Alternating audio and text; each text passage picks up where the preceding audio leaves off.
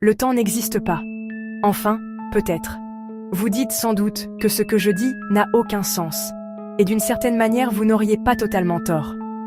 Après tout, le temps rythme nos journées, guide nos horloges, structure nos calendriers. Vous savez, avant j'étais un peu comme vous. Je pensais que le temps existait de manière sûre et certaine. Parce qu'après tout, le temps est au cœur de notre existence. Si vous pensez que le temps existe, j'ai une petite question. Qu'est-ce que le temps ? Prenez un instant pour essayer de le définir. Allez-y, sans utiliser le mot lui-même. Pas facile, n'est-ce pas ? Quand on essaie de définir le concept, on tourne en rond. On utilise le temps pour définir le temps. C'est un paradoxe fascinant. Nous ressentons et mesurons le temps, mais pas sans circularité. Parfois, le temps semble passer plus lentement quand on s'ennuie, et plus vite quand on est absorbé par une activité. Des études montrent que le cerveau utilise des mécanismes internes pour estimer le passage du temps. Quand on vit quelque chose de nouveau, le cerveau enregistre plus d'informations, donnant l'impression que le temps s'étire. Parlons des horloges atomiques, les instruments les plus précis de l'humanité. Elles mesurent les oscillations des électrons. Par exemple, le césium-133 à 992 631, 770 oscillations par seconde.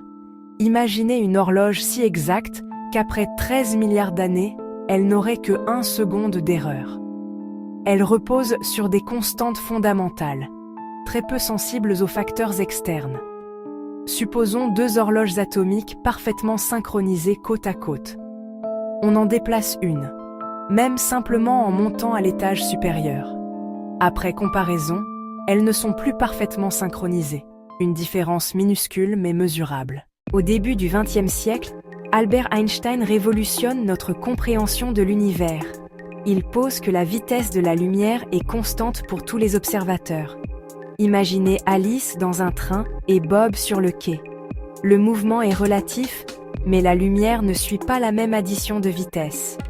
Résultat, plus vous vous déplacez vite, plus votre temps ralentit par rapport à un observateur immobile. Le paradoxe des jumeaux. L'un part presque à la vitesse de la lumière, revient plus jeune que l'autre. Pour le voyageur, quelques années. Pour l'autre, des décennies. Voyager vers le futur est une conséquence directe de la relativité. Voyager vite revient plus jeune. On observe déjà la dilatation du temps avec des particules et des horloges embarquées. Stephen Hawking a organisé une expérience.